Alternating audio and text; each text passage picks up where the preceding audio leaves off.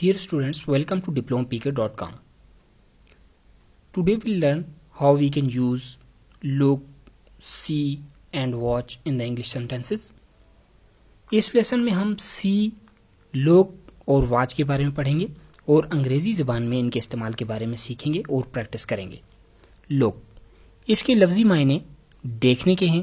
جب ہم کسی کی توجہ کسی چیز پر دلانا چاہتے ہیں تو لک کا استعمال کرتے ہیں. اس کا استعمال مختصراً کسی چیز کو دیکھنے کے لیے ہوتا ہے.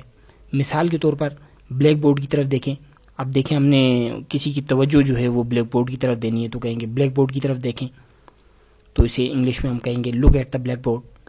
اس آدمی کی طرف دیکھیں، فوراً توجہ جو ہے وہ اس طرف لانے کے لیے ہم کہہ رہے ہیں کہ اس آدمی کی طرف دیکھیں، لک ایٹ دیٹ پین. آسمان کی طرف دیکھیں، لک ایٹ دا اسکائی.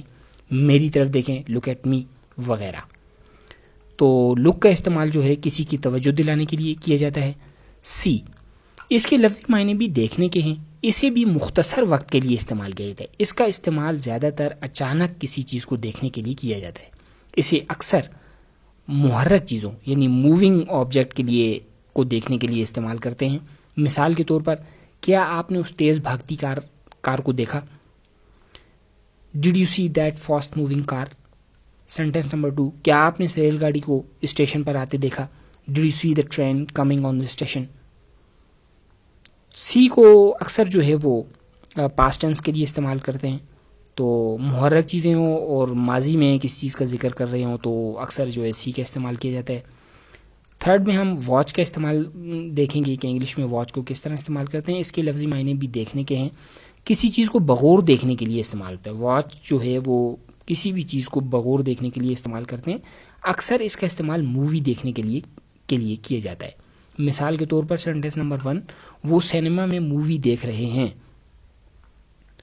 انگلش میں اسے اس طرح سے بنائیں گے they are watching movie in the cinema. Sentence number 2، میں کمپیوٹر پر مووی دیکھ رہا ہوں. I am watching movie on the computer. So dear student, آج ہم نے لک، سی اور واچ کے استعمال کو انگلش زبان میں سیکھا اور ڈفرینس کو دیکھا کہ ان تینوں الفاظ کے معنی ایک ہونے کے باوجود استعمال مختلف ہے. تو آپ اپنے طور پر مزید سینٹینسز بنائیں اور ان تینوں ورڈز کا جو ہے 1 by 1 استعمال کریں اور اچھی طرح سے پریکٹس کریں. So see you in the next lesson.